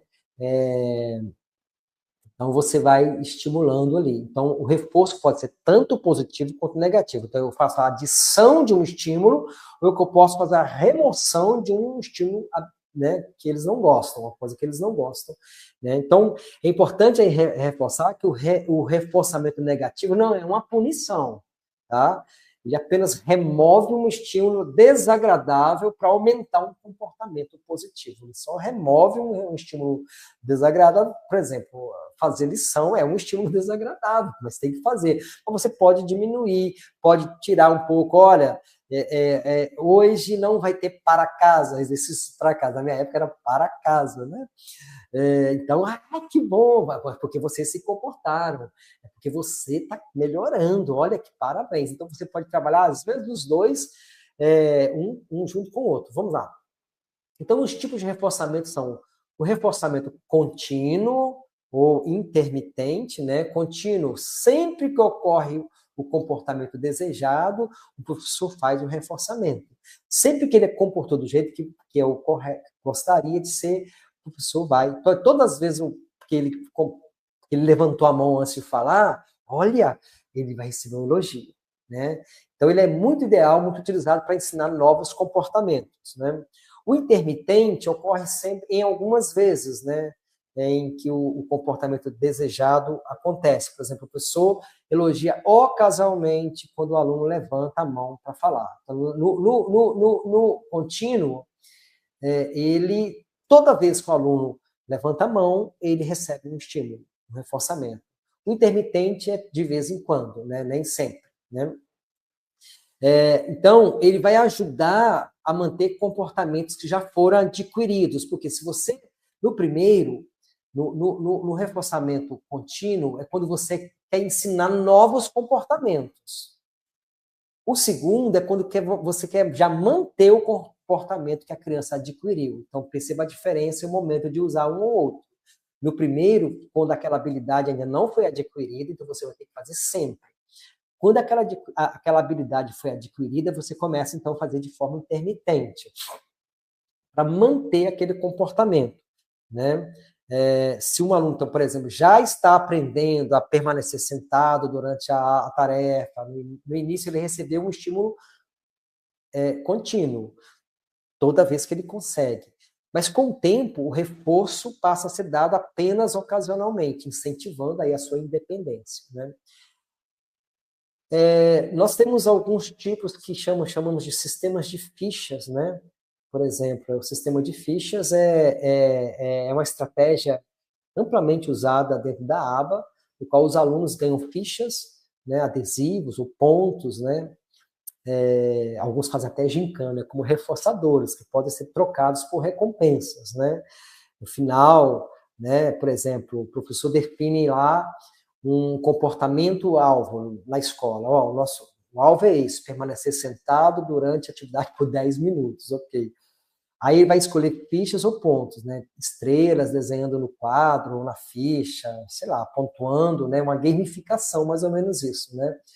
Ele vai estabelecendo recompensas, a cada 5 fichas o aluno pode escolher um livro para ler ou brincar por 5 minutos. A cada recompensa, então ele já estabelece essas regras, lembra que eu falei lá atrás de regras, né? Então ele vai adquirindo comportamentos e aí o professor pode aplicar isso de uma forma consistente, né? Com consistência, né? O professor vai entregando fichas sempre que o aluno exibir um comportamento desejado, né? Por exemplo, uma professora da educação infantil implementa aí um sistema de fichas, né? Os alunos ganham adesivos por participarem das atividades, sem interromper os colegas. Ao final aí da semana, aqueles que juntaram 5 adesivos podem escolher um jogo, ou vão receber um prêmio, ou você vai dando prêmios por adesivo, você vai fazendo de forma justa, né? E aquele aluno vai galgando de uma forma meio de jogo mesmo, sabe? Como recompensa. E isso vai moldando o seu comportamento até o ponto que ele não precisará mais desse sistema e você vai trabalhar outras estratégias, né? Contratos, por exemplo, de comportamento, né? Aqui eu falei, né? Desculpa, o sistema de fichas, né? Você define o comportamento, escolhe as fichas, estabelece as recompensas e aplica com consequência. O contrato de comportamento, né? Como aplicar na escola? O que é o contrato de comportamento? É um acordo que você faz com o professor faz com a sala ou com o aluno, estabelecendo expectativas claras, recompensas claras. Ele tem que ser muito, muito claro. Como que eu aplico isso na escola? Né? Eu defino qual é o comportamento esperado, né? Por exemplo, entregar todas as tarefas no prazo. Né? É um exemplo de um comportamento que eu espero, como professor. Né? Eu explico a recompensa. A recompensa é se todas as tarefas forem entregues na semana, o aluno poderá escolher um parceiro para fazer um trabalho em dupla. Olha que legal! Ou outro tipo de recompensa que você que vai planejar. E aí você vai registrar o acordo, né? Vai escrever no papel, na sala, no quadro, vai colocar em algum lugar para que ele leia, ele sabe que tem um acordo entre você e o professor. E muitos professores até fazem os alunos assinarem, né? Um acordo, vamos registrar o nosso acordo, né? Isso é bom até para o professor não ficar também com aquele monte de promessa vazia, e muitos pais fazem isso, tá? Promessas vazias, depois não cumprem, né? Então, vou dar um exemplo. Carlos, um aluno do 5º ano, tem dificuldade em manter sua organização, né? Vou dar um exemplo aqui aleatório, né? O professor cria um contrato com ele, onde se ele entregar todas as tarefas da semana, ele poderá usar um tablet por 10 minutos na sexta-feira. Olha, é uma recompensa. Né? Então, é um acordo que os pais também podem fazer com os filhos, do uso da televisão, do uso do tablet, ou um passeio. Né? Então, ele vai fazendo esse contrato, tem que ser registrado, tá, gente? Registrado em cartório, né? Brincadeira. Né? Tem um outro tipo de reforçamento, que é o reforçamento diferencial, chamado pela aba de reforçamento diferencial, que é uma técnica da aba que foca em reforçar somente os comportamentos desejados, ignorando aí os indesejados ou reduzindo os indesejados. Por exemplo, tem o DRO, né, que é o reforçamento da omissão do comportamento inadequado. O aluno recebe algum reforço quando não apresenta o comportamento indesejado por um tempo. Exemplo, uma criança que bate nos colegas recebe um reforço a cada 10 minutos que ele passa sem bater. Nós já tivemos na nossa escola um aluno, muitos anos atrás, né, hoje sabe que ele tinha TEA e outras comorbidades, mas ele batia nos amigos, ele mordia a sala, né? E a Edenira, na época, entrou firme, foi quando a gente conseguiu ter muitos resultados. Sem conhecer a aba, eu lembro que a mãe procurou e falou, olha, ele está mudando. A mãe, a Edenira, mesmo sem conhecer a aba, ajudava aquela criança, né? E ele foi, então você vai a cada 10 minutos, olha, talvez ele nem está sabendo o que aconteceu. Olha, fulano, já tem 10 minutos que você não joga lápis no chão. Olha, já tem 10 minutos que você não gritou com seu amigo, já tem 10 minutos que você não ficou, já tem 10 minutos que você levantou a mão, olha que parabéns, sem que ele perceba, né? Você vai, então, reforçando ali aquele comportamento, né, da omissão, né? Quando ele não apresentou, de repente ele nem está sabendo, você vai, reforça. Reforçamento de alternativas, né, é quando o aluno recebe reforço, quando apresenta um comportamento alternativo, algo indesejado, ou seja, não é o que você queria, mas de alguma forma, né, por exemplo, um aluno que grita para chamar atenção recebe reforço, quando ele somente pede ajuda de forma adequada. Talvez ele não gritou, né? Mas quando um aluno que grita para chamar atenção, ele só vai receber o reforço quando ele pede ajuda de forma adequada, né? E o reforçamento de comportamento incompatível, né? O aluno recebe reforço quando ele faz algo que impossibilita o comportamento indesejado. Por exemplo, o aluno que corre pela sala recebe reforço somente quando ele está sentado corretamente. Ele está correndo, como era quando ele sentou, você fala, olha, que bom que você sentou, parabéns, né? Então, você vai receber um estímulo, você vai criar ali um estímulo para ele, né? Vamos falar um pouco mais em sala de aula, né? Por exemplo, a aplicação no contexto escolar, né? Primeiro eu vou escolher o reforçador, você tem que escolher o tipo de reforçador correto, né? Nem todo reforçador funciona para todas as crianças. É essencial, então, que você descubra o que motiva cada aluno, né? Porque, às vezes, o que você usa de reforçador para um não se aplica a outro. Às vezes, por exemplo, uma criança com TEA, você fala, você não vai sair de casa com seus amigos. Era tudo que ele não queria mesmo, sair. Ele queria ficar em casa, né? Às vezes você vai usar um reforçador negativo de excluir ali um tempo do intervalo dele, do recreio. Talvez era o que ele mais queria. Então, acabou não sendo negativo, sendo positivo, e só vai reforçar o comportamento dele. Oba, eu consegui, né? Então, é necessário você escolher o reforçador correto. Quais reforçadores sociais, por exemplo, né? Eu tenho aqui, ó, elogios, gente, vamos aplaudir hoje o fulano, o Tiago, porque, olha, ele conseguiu não gritar hoje por 10 minutos. Olha, 10 minutos ele ficou sem gritar, vamos aplaudi-lo? Né? Olha, vamos aplaudir o Beltrano, porque ele conseguiu ficar 10 minutos, 5 minutos sem puxar o cabelo da amiga hoje. Olha, vamos aplaudir, vamos dar um sorriso para ele, né? Vamos elogiar, cada um, 3 pessoas vão fazer um elogio para ele agora. Então, você pode ir criando ali formas de reforço. Reforçadores tangíveis são brinquedos, coisas, né, que você dá, um adesivo, um material escolar, um chocolate, se é possível, né? Sei lá, qualquer coisa que você possa dar, né? Ou uma atividade, né? Escolher uma história. Hoje você vai poder escolher uma história, né? Hoje você vai decidir qual brincadeira que nós vamos usar, né? Brincar no recreio. Você que vai escolher a brincadeira hoje, né? Ou sensorial, que é a escolha da música, ou então uma textura que ele precisa talvez usar ali para poder vencer aquela ansiedade dele, né? Ao invés de fazer a estereotipia de bater no rosto ou na cabeça, ele pegar em alguma coisa, né? Ou talvez uma música mais calma, uma música que ele gosta. E aí, quando eu digo mais calma, me desperdoa, porque às vezes a criança gosta de uma música agitada, é o que deixa ela quieta, tranquila também. Ou um objeto para manipular, né? Então, algum reforçador que vai trabalhar o sensorial, né? Vamos dar exemplos, né? Joana gosta de desenhar, né? Então, o professor usa isso como reforçador. Sempre que ela participa da atividade, sem interrupção, por exemplo, ela ganha 5 minutos extras de desenho no final da aula. Olha, e depois nós vamos apresentar o seu desenho para a sala de aula. Então, ela vai ficar mais feliz ainda, mais feliz porque ela vai poder mostrar o trabalho dela, né?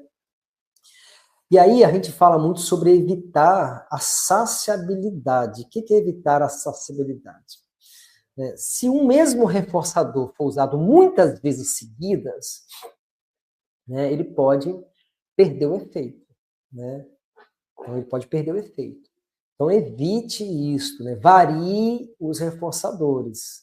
Alternar entre elogios, fichas, atividades, coisas tangíveis, né? E reduza gradualmente o reforço. Porque, com o tempo, reforçar de maneira menos previsível vai manter a motivação. Porque não você pode criar o vício só daquele reforçador, e aí, de repente, ele não fazer a expansão daquele comportamento fora da sala de aula, que é o que a aba prevê, que é a generalização do comportamento. E depois ele vai levar isso para a sala, para casa, vai levar isso para quando ele estiver com os amigos, para os outros ambientes, né, na igreja. Então, com o tempo, ele vai perceber que ele, né, que aquele reforçador moldou o comportamento e você então vai reduzindo. Acontece muito isso, um exemplo assim, bem aleatório da minha cabeça, é questão de remédio, né? Muitas vezes o médico passa uma medicação que você precisa dela gradualmente, depois ele vai retirando gradualmente aquela medicação até que aquela angústia, aquela ansiedade, aquela depressão já esteja sendo vencida, né? Aquele comportamento de ansiedade já esteja sendo superado. Senão ela vai ficar escrava do remédio a vida toda, né? Então é essa a ideia de evitar a saciabilidade, variar e reduzir gradualmente aquele reforço, ok? Deixa eu dar um exemplo prático de implementação. Vou pegar um exemplo prático de implementação. Gabriel, 6 anos. Todos os meus exemplos aqui são fictícios, tá, gente? Gabriel tem 6 anos, tem TEA, tem dificuldade em permanecer sentado na sala, né? Então, primeiro passo, identificar, né, o comportamento-alvo, né? Isso está lá na análise funcional, né? Gabriel precisa permanecer sentado por 10 minutos durante a atividade. Esse é o alvo que você quer. É o ideal? Ainda não. Mas você tem que trabalhar, como eu falei, passo a passo, gradualmente, né? Durante a atividade. Aí você vai escolher o sistema de reforçamento. Eu já coloquei vários aí para você. Né? A cada 2 minutos sentado, o Gabriel recebe uma ficha, por exemplo. Quando ele junta 5 fichas, ele pode escolher uma música para ouvir. Um exemplo, né? Com o tempo, o intervalo para ganhar ficha está aumentando, de 4 em 4 minutos, de 6 em 6 minutos. Então, você vai aplicando aí o reforçamento, né? Resultado disso que se espera é que, o resultado esperado é que o Gabriel aumente progressivamente seu tempo de permanência sentado, sem resistência. Então, isso é a questão do sistema de reforçamento. Então só para resumir aí, olha, o uso de sistema de reforçamento na escola, vou dizer em casa também, né, permite incentivar e manter comportamentos adequados de forma positiva. Técnicas, como as que eu coloquei aí, né, ajudam os professores e pais a criarem um ambiente motivador, estruturado, promovendo a aprendizagem e o desenvolvimento das crianças, né, das crianças. Então, é exatamente isso que eu quis falar. Bom, nós estamos no nosso horário, né? E eu só vou falar rapidamente da rotina, tá, Felipe? Não briga comigo, não, que eu vou falar sobre. Aqui eu vou pular, tá, gente? Gerenciamento de comportamentos desafiadores, vou pular isso aqui, tá lá no e-book, que você vai ler depois, vai poder receber, e depois eu vou gravar um segundo momento e colocar lá no meu canal do YouTube, falar de todos eles, tá? Vamos falar da rotina, né? A rotina, rapidamente, a rotina, né? A estruturação de rotinas é um dos pilares da aba, né? No ambiente escolar, a previsibilidade, a consistência nas atividades ajudam os alunos a se sentirem mais seguros, vai reduzir os comportamentos desafiadores, que é o que eu iria falar no capítulo anterior, e vai promover a aprendizagem, né? Então, é preciso criar estratégias, planejar, organizar as rotinas para que elas sejam eficazes na sala de aula e em casa também, né? Então, a importância das rotinas, né? E, vou passar aqui, Felipe, travou? Vamos lá. Ok. Eles se sentem mais seguros, né? Eles aumentam o foco, a atenção, eles reduzem comportamentos de fuga, de resistência, eles reduzem a autonomia, eles aumentam, né, desenvolvem a autonomia e a independência. A rotina é fundamental. Tanto, principalmente para quem tem TEA, para quem tem TDAH. O TDAH não gosta de rotina, mas precisa dela, né? Então, uma escola, por exemplo, que adota uma rotina bem estruturada, né, ela percebe que os alunos se tornam mais participativos, pois sabem a ordem das atividades, eles desregulam menos. Em casa, isso é fundamental. Crianças com TEA desregulam muito quando elas saem de rotinas e o que precisam fazer em cada momento do dia, né? Por isso, aquelas ideias de você colocar cronograma, etapas, em casa também é muito boa, né? É muito boa. Eu vi uma na internet muito legal, em que ao invés de ser um texto, um EVA, uma figura, o pai fotografou, né, o banheiro com a escova, então é a primeira rotina. Fotografou a mesa de comida, outra rotina, e por momentos da casa mesmo, ele criou um quadro de rotinas. Bem interessante, né? Então, a rotina tem que ser clara, tem que ser objetiva, aí uso de recursos, palavras, símbolos, flexível, né? Previsível, mas flexível, né? Porque ela precisa também de ajustes, né? Conforme a necessidade e também conforme a evolução ali, né? Dividida em pequenas etapas, né?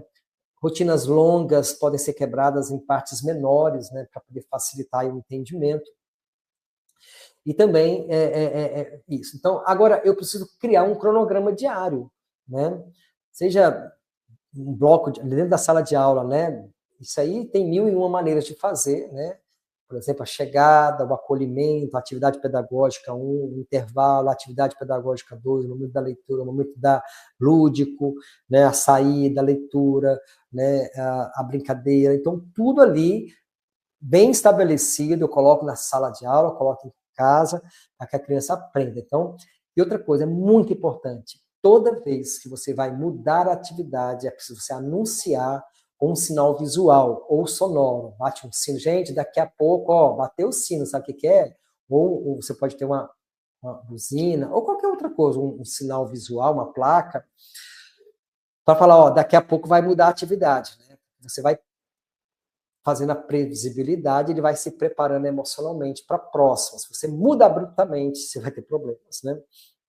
Então, antes de trocar a atividade, use um timer visual, né? Seja sonoro, seja visual, para preparar os alunos ali, reduzir a ansiedade, melhorar a adaptação àquelas mudanças, né? Então, bloco de atividade, horário de atividade, cronogramas, imagens, pictogramas, né? Então, o uso de cartões, né, com palavras para alunos alfabetizados, cores e símbolos, para indicar momentos diferentes da rotina, do dia. Por exemplo, na sala de aula, um professor de alunos com TEA disse que eu vou beber uma água. O Felipe traz mais uma água para mim. Né? Obrigado, Felipe. Uso quadro com imagens ali, representando cada etapa, eles vão prevendo, eles sabem que existe uma rotina, eles vão se organizando mentalmente, emocionalmente, para aquelas atividades, né? Antecipação, né? Na hora da mudança, né? Isso aí, como eu falei, gera ansiedade, gera resistência. Então, avise com antecedência quando vai haver alterações, né? Use histórias sociais, está preparando, ofereça alternativas no caso de desconforto, né? Por exemplo, se o professor substituto vai dar aula, vamos supor que você passou mal e o professor substituto vem. Então, o professor titular pode mostrar fotos do novo professor, gente. Amanhã, o professor vai precisar ir ao médico. Então, amanhã, ó, aqui a foto da professora, olha como que ela é bonita, ela é muito simpática, simpática, amanhã ela vai vir, a aula vai ser joia também, e eu vou precisar de faltar, então você vai explicar com antecedência, né? Obrigado, Felipe. Então, aí você tem várias estratégias, né? Estações de trabalho, né? Onde, né, os cantinhos, canto da leitura, espaço da criatividade, áreas para exercícios, né? As 4 estações da sala de aula, fazer rodízio, você pode dividir a sala em cantos. Então, cada canto tem uma atividade, o rodízio de 20 minutos, só vai mantendo interesse ali. Estou correndo aqui, gente, por causa do tempo, né? O tempo de transição entre as atividades é preciso, né? Avisar, com aviso sonoro, aviso visual, contagem regressiva. Ó, gente, faltam 5 minutos, faltam 3 minutos, igual já me deram aqui meu tempo, né? Você vai criando, então, um ritual de transição, né? Uma música, por exemplo, né? Para ser cantada na educação infantil, né? Você pode usar uma música, por exemplo, a Benedita usava muito guardar os brinquedos, guardar os brinquedos, guardar os brinquedos, ajudar a professora. Música do parabéns, cabe em qualquer coisa. Viu? Então, quando a professora colocar, amor, gente, quando eu colocar tal música, que está quase na hora da gente mudar. É a hora de guardar os brinquedos, é a hora de preparar para a próxima atividade, é a hora, né? Então, eu vou ensinando a criança, né, a seguir uma rotina. Então, tem várias estratégias para isso, estratégias de reencadeamento, né, para frente, ou seja, ensinar um passo de cada vez, começando do início, ou da última, depois vou adicionando as anteriores, né, ou seja, por etapas, né, para ensinar uma criança a guardar os materiais, primeiro ele aprende a colocar o lápis no estojo, depois ela aprende a colocar o caderno na mochila, depois, por fim, ela aprende a fechar a mochila. Ou seja, você vai encadeando essas estratégias na rotina ali. Um reforço positivo é importante, usar reforços positivos, né, para seguir a rotina, elogios, recompensas, como eu já falei aqui, né. Vamos dar um exemplo para a gente terminar aqui e partir para as nossas perguntas, né? Infelizmente não vai dar para falar do e-book todo, mas você vai ganhar seu e-book, né? Intervenção. Vou pegar um caso aqui do João, 8 anos, né? João se recusa a sair do recreio e voltar para a sala. Ele quer ficar no recreio o tempo todo e tem dificuldade na transição entre as atividades, né? Ele tem dificuldade com isso, ele quer ficar no recreio, ou o contrário, ele não quer sair do recreio, né? Então, a intervenção, né? Criar um cronograma visual com imagens representando cada momento do dia, o timer visual, né? Aquele visual que você colocou lá, né? Introduzir o ritual de transição, né? Como uma música que vai avisar cada tempo, né? No recreio, então toca uma música antes de bater o sinal, algumas escolas usam sinal, toca uma música, ele vai se condicionando. Percebe que a ABA trabalha com o comportamentalismo e trabalha muito com condicionamento, né? Com condicionamento. O estímulo vai condicionando a pessoa, a criança a ouvir aquele sinal. Aplicação de reforço, né, positivo, né, quando ele faz aquela transição sem resistência, né? Então, o resultado é que o João, né, aprende a antecipar a mudança, e isso vai reduzir a sua resistência ao voltar para a sala de aula, esse é o resultado esperado. Então, só concluindo esse ponto, a organização e o planejamento de rotina são estratégias fundamentais para criar um ambiente estruturado e previsível, facilitando a aprendizagem e reduzindo comportamentos desafiadores. Com cronogramas visuais, antecipação de mudanças, reforços positivos, os alunos se tornam mais autônomos e participativos no ambiente escolar. Infelizmente, eu não posso falar das outras coisas, dos outros pontos, né? Eu vou falar sobre o acompanhamento e avaliação do progresso, como é que funciona, muito importante. Só terminar as considerações finais aqui. Formação contínua, gente. Aqui é um tira-gosto, né, do que é a aba, né? Aí é importante que você, né, é uma área muito grande, em constante evolução, para que você consiga fazer intervenções eficazes.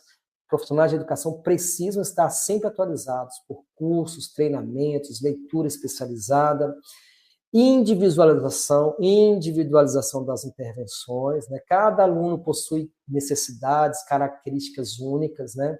Adaptar essas estratégias à realidade de cada estudante é essencial, né, para alcançar resultados. Engajamento da equipe escolar, né, para as práticas de aba sejam realmente eficazes, é fundamental que toda a equipe escolar esteja envolvida, incluindo professores, coordenadores, gestores, equipes de apoio, todo mundo da escola. Parceria com as famílias, né, que é fundamental, né, e a continuidade dessas intervenções em casa, ela pode muito potencializar esses resultados obtidos na escola. E se não acontece em casa, é aquilo que nós falamos, aprende na escola e desaprende em casa. Então, isso não pode acontecer. Então, estabelecer esse diálogo com a família, aberto com os pais, treinar os pais, ajudar os pais. Às vezes os pais não sabem como fazer uma rotina, como fazer um reforçamento, ajudar os pais nesse ponto aí.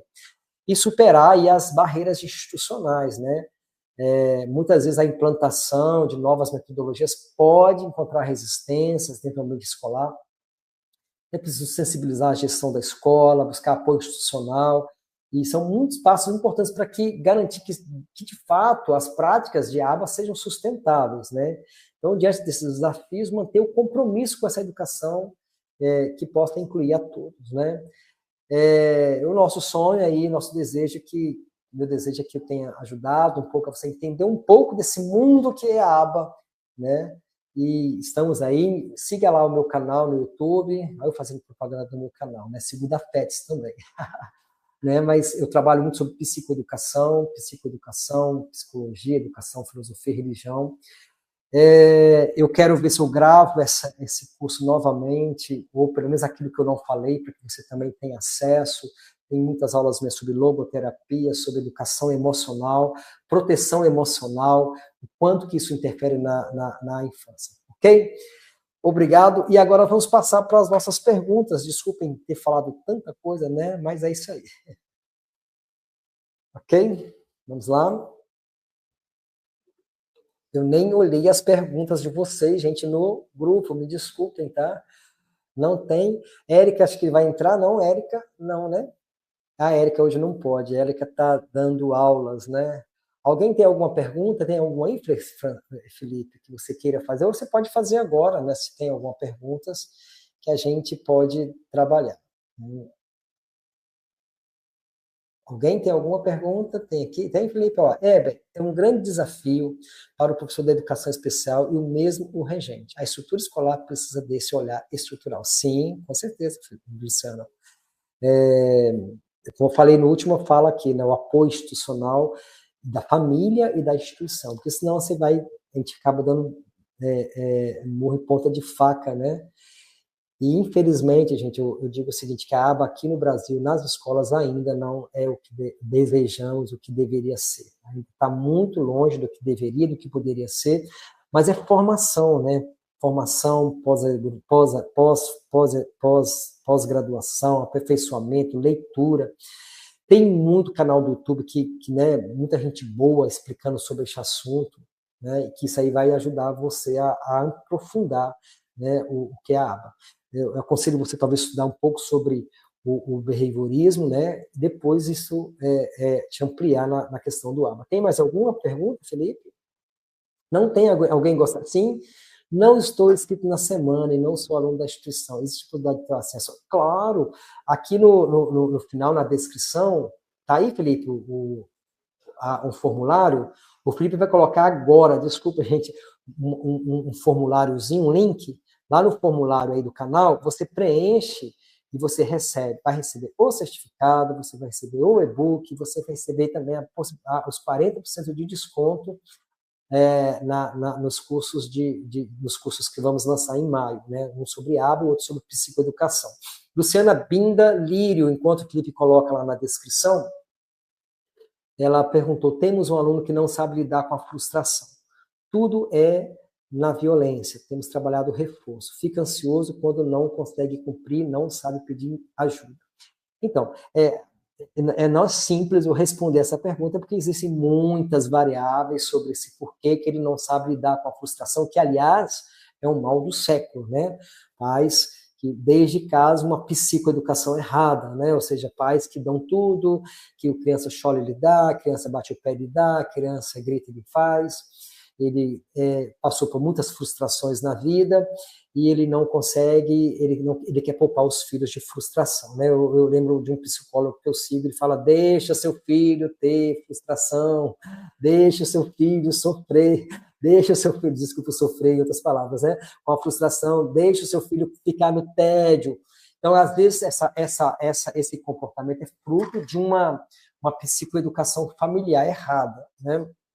Sim, mas na escola também você precisa trabalhar isso, a frustração, a hora de esperar. Então, você precisa trabalhar reforçadores, estímulos que vão ajudá-lo a esperar recompensas, que quando ele esperou, foi melhor para ele. Quando ele fez birra, não, ele não ganhou. Então, você vai precisar trabalhar esses reforçadores para ajudar. E também, conforme a situação, Luciana, chamar esses pais, ajudar os pais, né? Trabalhar com a psicoeducação, ajudar os pais a trabalharem conceitos, né? De esperar, de frustração, de limites, de não. Tem hora que é sim, tem hora que é não. Né? Tem coisas que pode, tem coisas que não pode. E isso não traumatiza, né? Aquela educação positiva, até a professora Infantini falou ontem sobre isso, estragou uma geração, tá, gente? Pais com medo do filho ficar traumatizado, abriram todas as porteiras e o filho faz o que quer, e está em uma geração que está assustando todo mundo, que não quer se frustrar, que não para mais emprego, que não consegue se sustentar mais sozinho, quer ficar em casa, porque não consegue passar pela frustração de ir na faculdade, ou até faz, mas não quer passar pela frustração de esperar a hora, ou da frustração de ser repreendido pelo seu chefe. É uma geração que não está ficando no trabalho.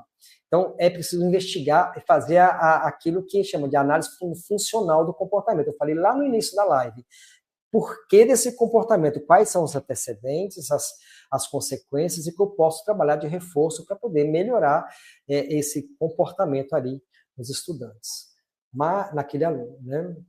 Ícaro diz, na sala fiz, para quem completar as tarefas, kkk, eles amam. Joia, Ícaro, exatamente, né?